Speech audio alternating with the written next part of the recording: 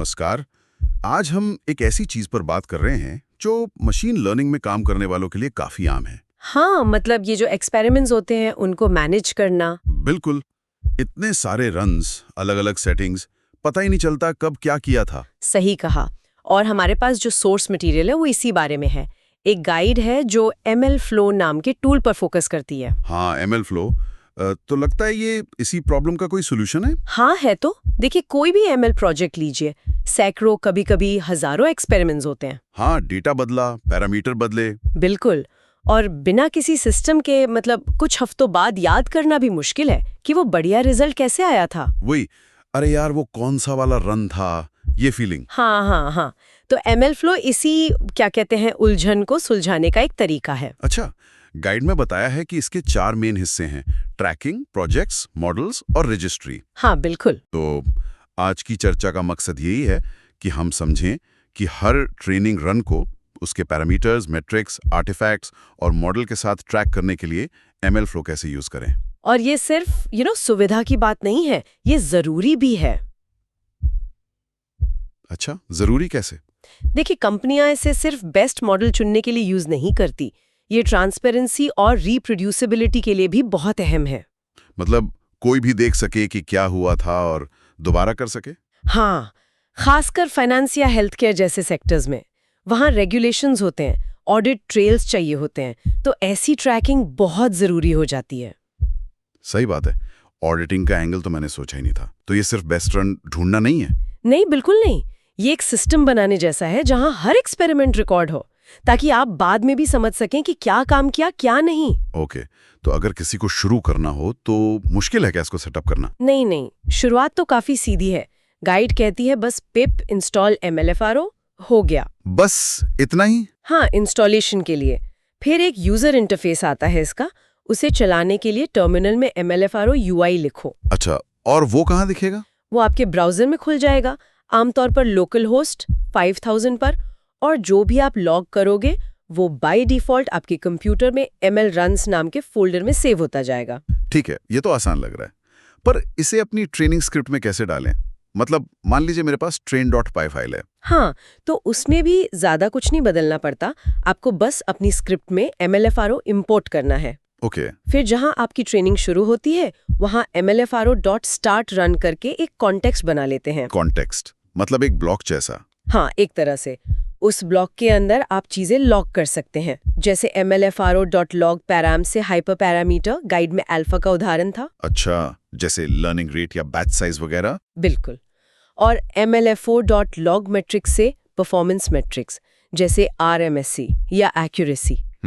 और जो model train हो जाए तो MLFO.sklearn.log मॉडल जैसी कमांड से मॉडल भी लॉग कर सकते हैं।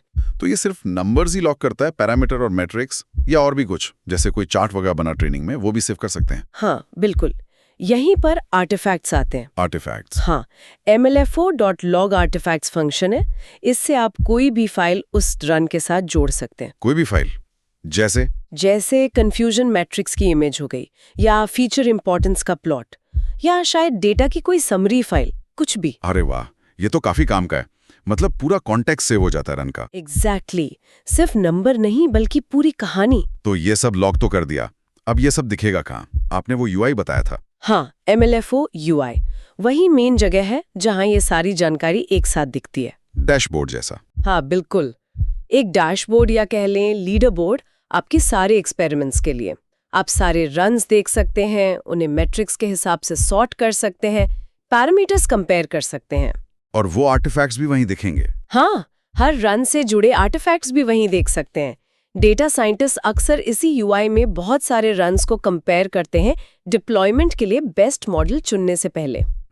समझ गया। तो तुलना करना आसान हो जाता है? बहुत ज्यादा। अच्छा, और जब बेस्ट मॉडल चुन लिया तो उसे सेव करने की बात, आपने MLFO.sklearn.log मॉडल बताया था। ये सिर्फ मॉडल फाइल सेव करता है, जैसे पिकल फाइल?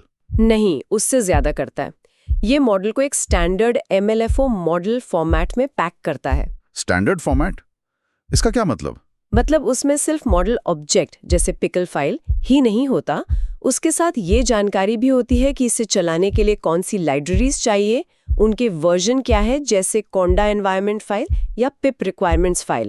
ओह, तो ये पूरा एनवायरनमेंट कैप्चर कर लेता है एक तरह से। हाँ, और कभी-कभी मॉडल का सिग्नेचर भी, मतलब किस तरह का इनपुट लेगा, कैसा आउटपुट देगा, ये सब मेटा डेटा भी। इसका फायदा क्या है? मतलब इतना सब क्यों? फायदा है डिप्लॉयमेंट में, क्योंकि फॉर्मेट स्टैंडर्ड है तो इसे डिप्लॉय करना आसान और ज्यादा भरोसेमंद हो जाता है। कैसे? क्योंकि ये कई डिप्लॉयमेंट टूल्स के साथ सीधे इंटीग्रेट हो जाता है, जैसे MLflow की अपनी सर्विंग यूटिलिटी है, या डॉकर कंटेनर बनाना हो, या फिर AWS SageMaker या Azure ML जैसे क्लाउड प्लेटफॉर्म पर भेजना हो। अच्छा, तो वो वाली दिक्कत नहीं आती कि मेरे लैपटॉप पर चला पर सर्वर पर नहीं चला? हाँ, वो लाइब्रेरी वर्जन मिसमैच वाली प्रॉब्लम, ये उसे कम करने में मदद करता है।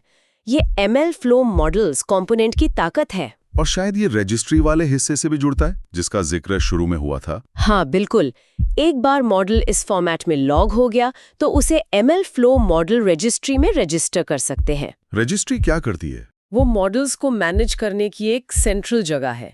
वर्जनिंग, स्टेजिंग, जैसे स्टेजिंग से प्रोडक्शन में ले जाना, ये सब ट्रैक करने के लिए।